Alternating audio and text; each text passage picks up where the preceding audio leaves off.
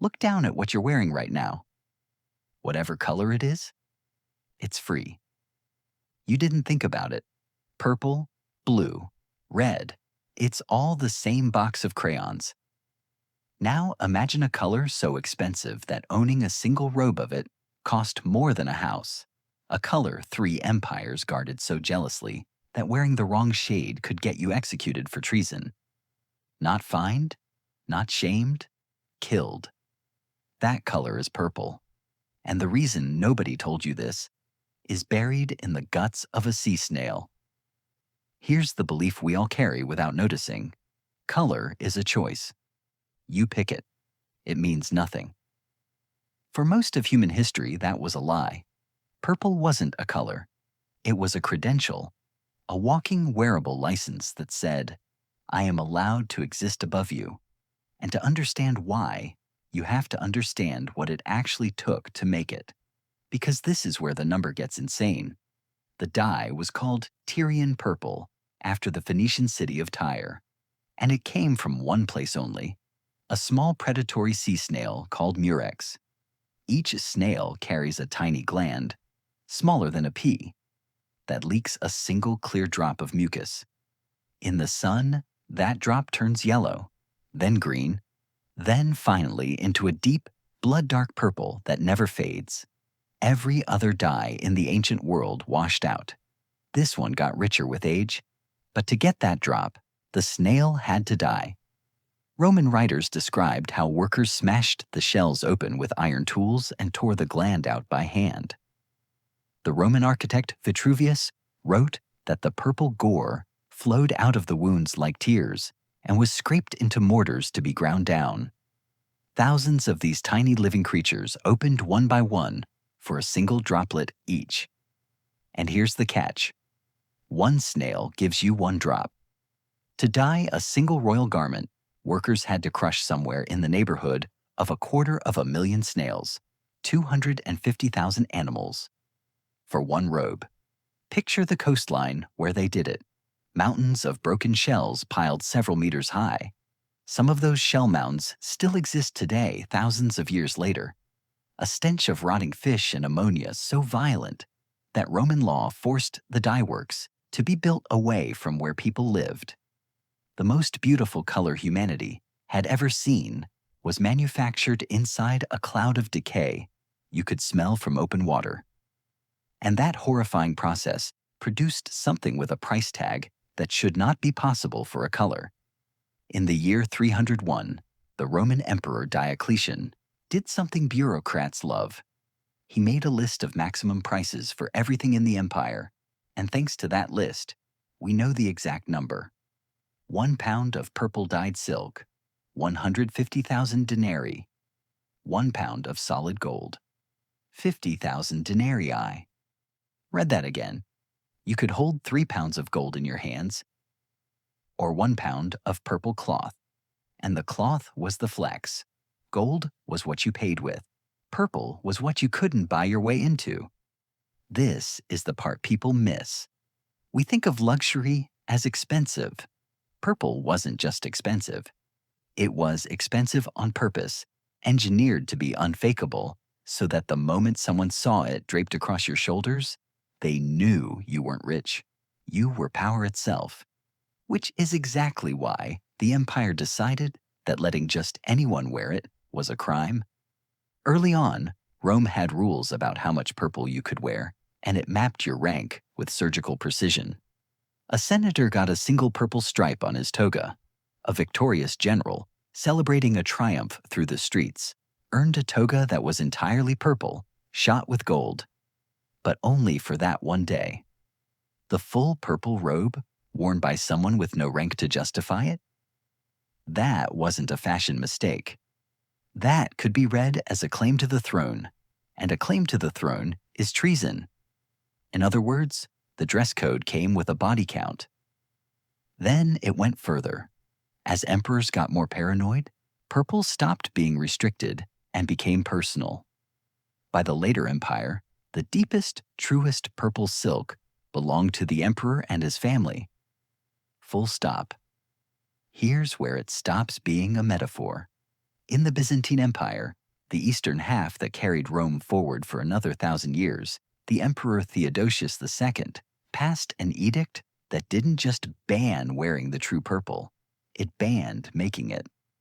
Under that law, if you were caught producing the imperial shade of purple, or even attempting to imitate it, the penalty was death.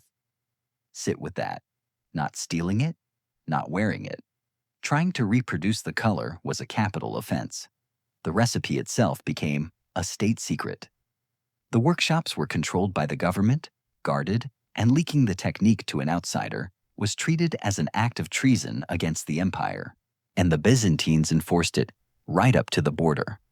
In the year 968, a bishop named Liutprand of Cremona came to Constantinople as an ambassador, bought himself some beautiful purple cloth to bring home, and had it confiscated by imperial customs on the way out, because a foreigner was not permitted to own it. Liutprand, furious, snapped that back in his country. Those fabrics were so ordinary that even prostitutes and street magicians wore them. He was insulting them, but he was also proving their entire point. To them, this wasn't cloth. It was the empire itself, and it did not leave the building. And they took it to a level that sounds made up. When an heir was born to a reigning emperor, they were delivered in a special chamber of the palace whose walls were lined in purple stone. That child earned a title for life, Porphyrogenitos, born in the purple. Your legitimacy to rule was literally decided by the color of the room you were born in. So that's Rome. That's Byzantium.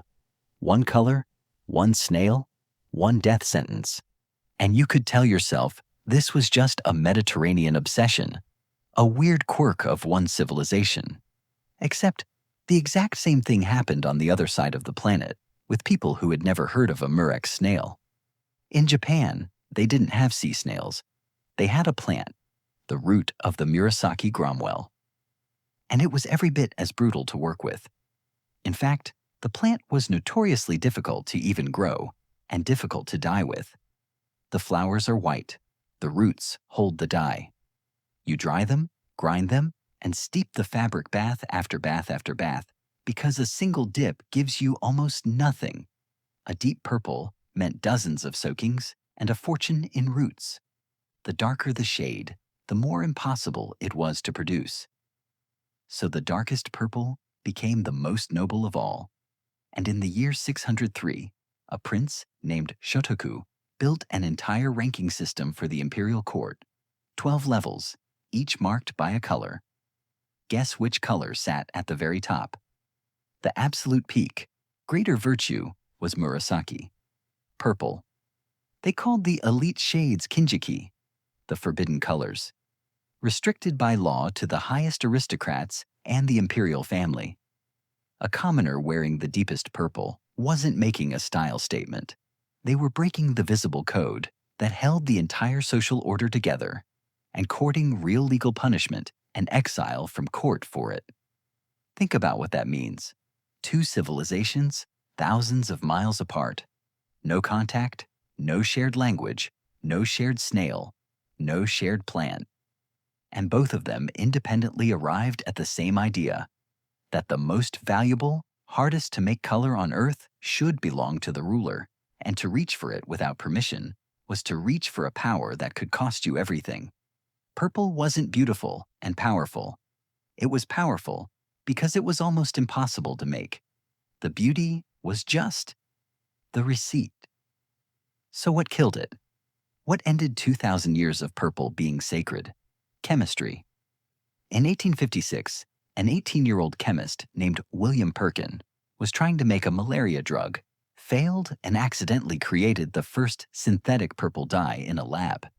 Suddenly, the color of emperors could be brewed from coal tar for pennies.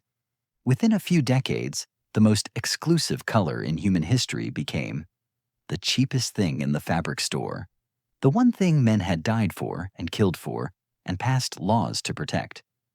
Undone by a teenager who was aiming at something else entirely.